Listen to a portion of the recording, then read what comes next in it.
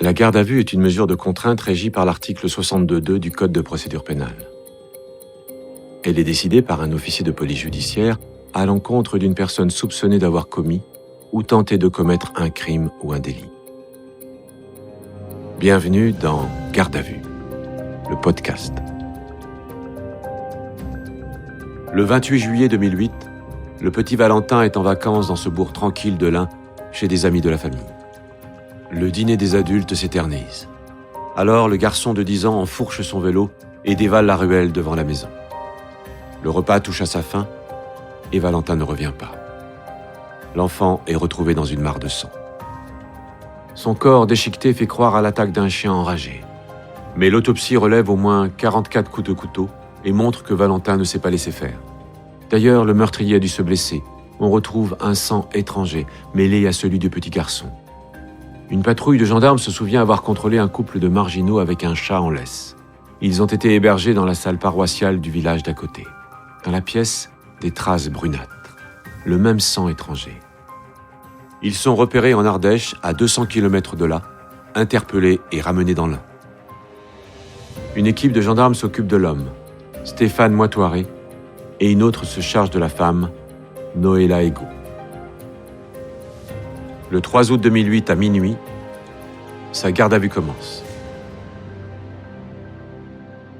Ces auditions ont été reconstituées avec des comédiens d'après les procès-verbaux des interrogatoires. Vous entendrez aussi les témoignages des enquêteurs et des avocats qui ont travaillé sur l'affaire. Pouvez-vous décliner votre état civil? Noëlla Ego, 48 ans. Je suis la mère d'une petite fille d'une vingtaine d'années, mais je n'ai plus sa garde. Je l'ai mise en adoption par obligation du gouvernement français. On m'a fait de la pression. Je sortais d'unité de terrain, donc je n'avais qu'un seul mois d'unité recherche à mon actif. Gendarme Frédéric, brigade de recherche. Jusqu'à mon arrivée à la brigade de recherche de Belay, je n'ai jamais eu à traiter le moindre homicide. On est tous jeunes. Sandrine vient de sortir d'école. Maréchal des logis-chefs Véronique, brigade de gendarmerie. Le lieutenant est une jeune officier qui vient d'arriver à la SR aussi. Première affaire grave aussi pour la maréchale des logis-chefs, qui suit la garde à vue minute par minute dans le bureau d'à côté. On est tous jeunes, mais tous à même à remplir nos missions. La garde à vue s'est déclenchée pendant le week-end des grands départs en vacances. Il a fallu désigner en urgence l'équipe de gendarmes parmi le personnel présent. Un contexte d'autant plus difficile que les gendarmes n'ont recueilli aucun renseignement sur les deux individus qu'ils interrogent. Ces deux marginaux ne sont fichés nulle part. Le père de mon enfant, c'est Stéphane Moitoiré. Qui est monsieur Moitoiré, Stéphane? C'est mon secrétaire. Je le connais depuis une vingtaine d'années. Je l'ai connu dans un café dans l'Oise pendant un voyage avant de rentrer chez ma mère adoptive. Très vite, il est venu habiter dans la famille, car nous sommes fiancés comme on fait sur Terre. On est devenus concubins, mais maintenant Stéphane est plus mon secrétaire. Je privilégie le travail. Vous faites quoi? Je suis présidente des grandes obligations divines. À ce titre, on m'appelle Sa Majesté ou Son Excellence. Et vous travaillez où? Je n'ai pas le droit de vous dire le siège de mon travail, je suis en mission. Tous les jours, des gens se pointent à mon bureau vers 8 heures. Ils ont des dossiers à faire pour la sauvegarde de l'humanité. Je donne aussi beaucoup de subventions aux banques des gouvernements, notamment pour la France. On m'appelle Sa Majesté, Son Excellence. Ce qui est déroutant, c'est qu'elle exprime des choses ahurissantes. Gilbert Collard, avocat de la mère de Valentin. Sur le ton de la tasse de thé. On se dit vraiment qu'on a affaire à des illuminés qui sont dans leur monde. On n'a pas affaire à des gens comme ça tous les jours. Maréchal des logis-chefs Véronique. Est-ce qu'on va réussir à se mettre à leur niveau, à établir réellement le dialogue? Nous aussi, on doit vous appeler Sa Majesté? Oui, sinon vous vous exposez à une forte amende. Même un pape ou un chef d'État me doit ce respect. Nous, on doit vous payer une amende. Très cher. Cher. Combien? 5 milliards d'euros. Ah oui, quand même. Oui, mais comme vous faites votre travail, je verrai bien si je vous l'envoie. Les gendarmes, avec leur jeunesse, et leur absence totale d'expérience analytique. Gilbert Collard. Les gendarmes vont être confrontés à tout un matériel de mots, toute une déferlante d'expressions délirantes, apparemment.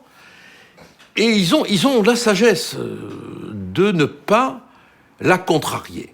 Nous avons cherché plutôt à rentrer dans le jeu de Noëlla Ego pour essayer d'avoir le maximum d'informations que de la braquer. Gendarme Frédéric. Et de s'opposer à tout ce qu'elle pouvait nous dire, qui n'était pas du très terre à terre. L'important est de pouvoir nouer un dialogue et d'avoir un peu de l'humanité et l'humanisme. Capitaine Georges, section de recherche. Et donc c'est le dialogue qui finalement permet d'avancer sur les auditions, surtout lorsqu'on a affaire à des gens qui peuvent être particuliers. Quel est le rôle de Stéphane? Il participe à ses obligations divines en étant sous mes ordres.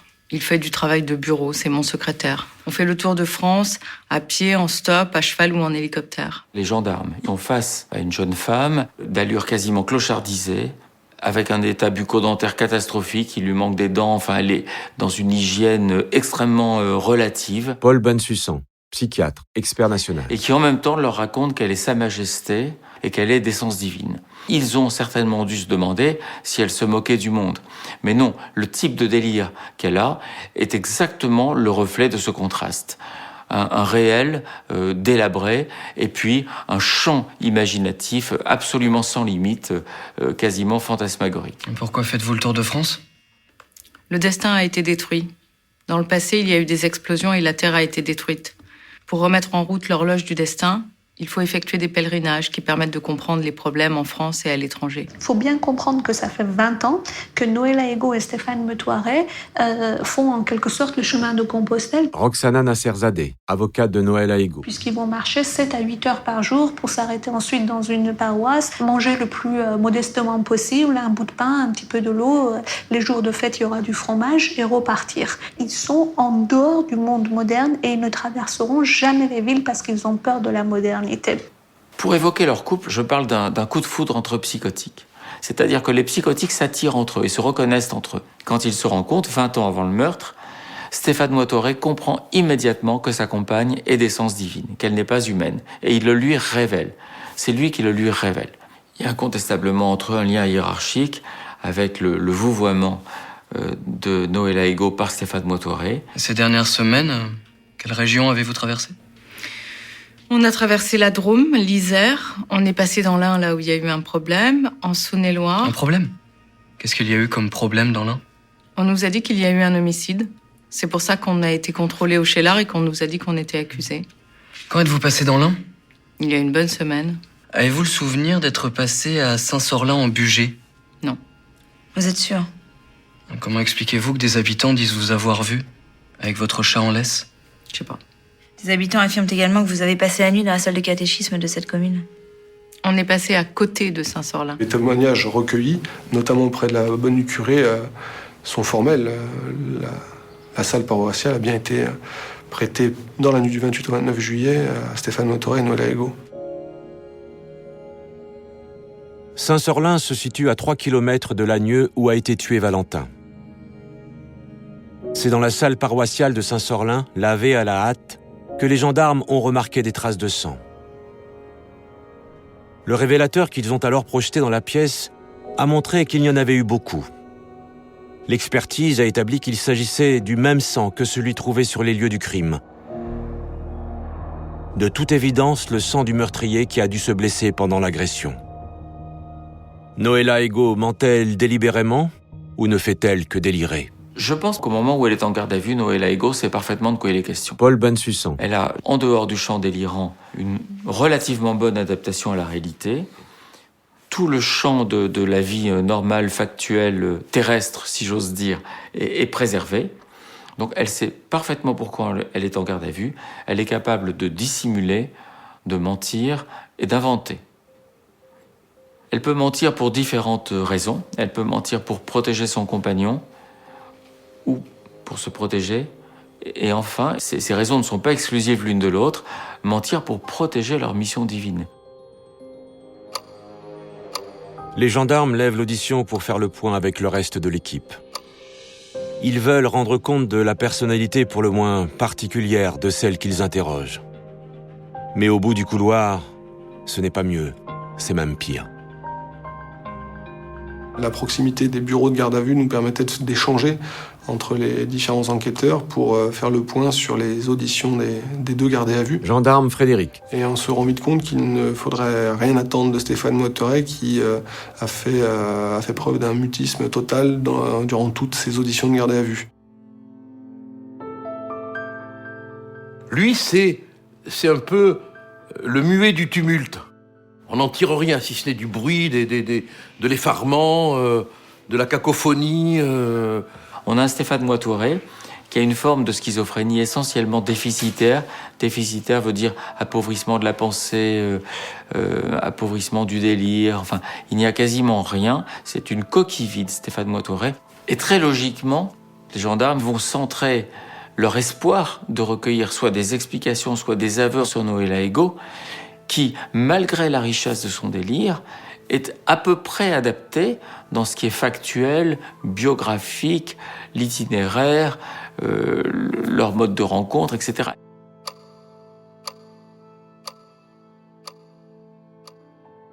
Avez-vous des modifications à apporter à votre témoignage? Oui, il se peut que des clones se fassent passer pour nous pour faire croire que nous sommes passés à certains endroits, dans le but de nous créer des problèmes. Une fois, dans le passé, une dame s'est fait passer pour moi. Elle flinguait n'importe qui, elle s'en fichait, dans le but de me nuire. Je pense que c'est un clone ou le clan du diable qui a fait ce qu'on me reproche aujourd'hui. C'est pour ça que nous sommes accusés, dans le but de faire échouer notre mission, car elle veut prendre ma place de présidente. Dès le début de la deuxième audition, Noëlla Ego change déjà d'attitude. C'est-à-dire qu'elle comprend un peu plus les raisons pour lesquelles elle est entendue dans les locaux de la brigade de gendarmerie de Bourg-en-Bresse. Elle se défausse de suite en parlant de clones, la présence de clones qui auraient pu éventuellement commettre des actes à leur place. Et elle va partir dans cette explication-là, le sosie, le clone. Donc on la laisse parler. La culpabilité de Stéphane Moitoret laisse peu de place au doute. Alors ce que veulent savoir les gendarmes, c'est le mobile. Pourquoi le petit Valentin a-t-il été tué, et avec un tel acharnement? Ils se demandent s'il ne s'agit pas d'un sacrifice planifié. Ils s'engagent sur ce terrain, pas à pas, sans brusquer Noëlla Ego. Vous êtes attaché à la notion de pureté? Et Monsieur Moitoret? Il est attaché à l'hygiène et il aime prier pour demander à Dieu la purification de son esprit. Vous avez des rituels particuliers? On utilise des bougies pour les prières, pas pour des rituels de magie diabolique. Vous faites de la magie? Je ne vous réponds pas, c'est personnel. Je ne fais pas partie d'une secte. On avait constaté de nos investigations la présence de bougies disposées d'une certaine manière sous des chaises. Capitaine Georges. Il s'est à penser que ça pouvait être les suites d'un rite initiatique ou d'un rite particulier. Monsieur Moitoret se dit exorciste. Oui, il a fait de l'exorcisme pour chasser la pensée du mal. L'exorcisme peut justifier la mort d'une personne? Non, mais ça peut arriver. C'est-à-dire? Qu'est-ce qui peut entraîner la mort d'une personne selon vous? Le préjudice, toutes les erreurs. La mort physique et spirituelle est due à la méchanceté des gens. En fait, ceux qui ne suivent pas les lois divines. Qui est responsable de juger les fautes relatives à la loi divine? C'est moi. C'est vous? Comment faites-vous pour juger? Pour juger, je me rends au bureau de la mission divine. Je trouve que ça n'a rien à voir avec l'affaire. Je ne veux pas qu'on en parle ici. Ça n'a rien à voir?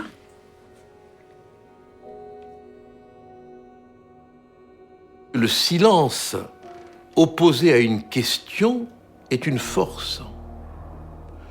Celui qui se tait quand on l'interroge, il est maître de l'interrogateur. Elle est calme, absolument sans rapport ni avec la gravité de l'affaire, ni avec le cadre. Très peu de gens sont comme ça en garde à vue. Même des criminels aguerris et multirécidivistes sont quand même un petit peu parfois déstabilisés en garde à vue. Elle, pas du tout. Que pensez-vous des gens qui tuent une personne? Et particulièrement un enfant? Ça arrive tous les jours. Je suis justement à la recherche de ces gens pour les mettre en justice divine. Vous savez pourquoi vous êtes là? Il y a eu un problème. Quel genre de problème? Un homicide. Les gendarmes n'ont pas donné plus de renseignements. C'est un enfant qui est mort, madame. Près de Saint-Sorlin.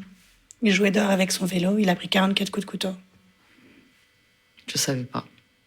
On découvre le petit Valentin criblé de 40 coups de couteau, peut-être même plus. Je crois du reste qu'on s'est arrêté de compter le nombre de coups tellement la dépouille était transpercée de tous côtés. Et sur le moment, au vu du déchiquetage, je m'excuse d'employer ce terme, mais c'est celui qui dit la réalité, au vu du déchiquetage du corps, on s'est même demandé s'il n'avait pas été attaqué par une bête féroce, sauvage, enragée. Qui a pu faire ça selon vous? Je sais pas. Et vous pensez quoi de cet acte? Ça arrive tous les jours, des enfants qui se font kidnapper, violer. On lui parle du meurtre d'un enfant, elle est complètement stoïque, quoi. Elle se demande pourquoi elle est là, et elle se moque totalement de la mort de cet enfant, elle se sent pas du tout concernée. C'est un petit garçon qui a rien demandé, qui était là par hasard, et ça, effectivement, elle a pas l'air d'en avoir conscience, ou elle en fait complètement abstraction, c'est pas... Gendarme Sandrine, brigade de gendarmerie. Ça a pas l'air de la gêner, en tout cas. Ils n'ont pas de sensibilité, c'est des êtres froids, quoi. Après, pour faire ça, 44 coups de couteau, c'est un sadique ou un malade mental ou un mec qui a été envoûté. Envoûté? Ça peut vous arriver d'être envoûté? Moi, non, je suis protégée. Mais Stéphane, ça lui est arrivé d'être envoûté ou ensorcelé. Mais pas au point de faire ça. Il me semble que Stéphane ne peut pas commettre un tel acte. A-t-il été ensorcelé au cours de la semaine dernière? Oui, car on s'est disputé à plusieurs reprises. Il m'a manqué de respect. Mais dans ces cas-là, il va dans son coin, il ne sort pas car il se méfie des gens. Non, je pense que le clone de Stéphane a commis une erreur. C'est pour ça que Stéphane est soupçonné. En fait, le clan du diable veut faire échouer notre mission et les accords finaux avec le gouvernement français et les autres. C'est un complot. Les gendarmes ont le sentiment de tourner en rond, de ne pas parvenir à briser sa carapace délirante. Ils ne savent pas s'ils réussiront à obtenir les explications dont ils ont absolument besoin. Bien sûr que avoir recours à un spécialiste, un psychiatre, ça a été soulevé, mais je pense que c'est inopérable. Ça prendrait trop de temps et c'est incompatible avec les mesures de garde à vue, qui est une course contre la montre pour les officiers de police judiciaire. La mort du petit Valentin a provoqué un tel émoi dans l'opinion publique que les ministres de la Justice et de l'Intérieur de l'époque se rendent sur place en plein milieu de la garde à vue pour soutenir la famille, mais aussi promettre une conclusion rapide à cette enquête.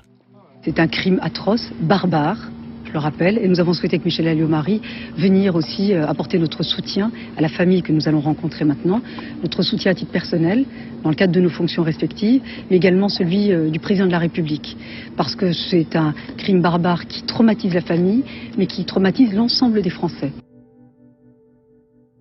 Avec les généraux de Paris qui descendent, avec les magistrats qui viennent dans vos bureaux, avec la presse, avec la pression médiatique énorme. 2 ministres sont descendus, Michel Alliot-Marie et Rachida Dati. Donc pour un jeune gendarme, effectivement, c'est particulier, on se doit de bien faire son travail. Les jeunes gendarmes ont une obligation de résultat, et il ne leur reste plus que 28 heures pour tenter de faire craquer Noëlla Ego, toujours enfermée dans son délire. Vous avez déjà suivi un traitement médical? Ou été interné? Non, je suis très bien dans ma tête. Mais en ce moment, je suis très fatiguée parce que je ne supporte pas la chaleur. Je suis également fatiguée du voyage. Nous avons interrompu la seconde audition à la demande du PC Enquête qui avait une nouvelle importante à nous communiquer. On attendait avec impatience le retour d'ADN. J'ai été le premier informé puisque c'est le laboratoire qui m'a contacté sur mon portable. L'ADN qu'on a retrouvé, qui est mélangé dans le corps, enfin avec le sang du petit, c'est celui de Stéphane Moitoiré. Nous avions donc la certitude scientifique, donc une preuve matérielle, que Stéphane Moitoiré était à l'origine des coups mortels portés au jeune Valentin. Garde à vue est un podcast coproduit par Initial Studio et WhatsApp Film à partir de la série documentaire 48 heures, produite par WhatsApp Film et France Télévisions et réalisée par Mathieu Belghiti et Frédéric Lantieri.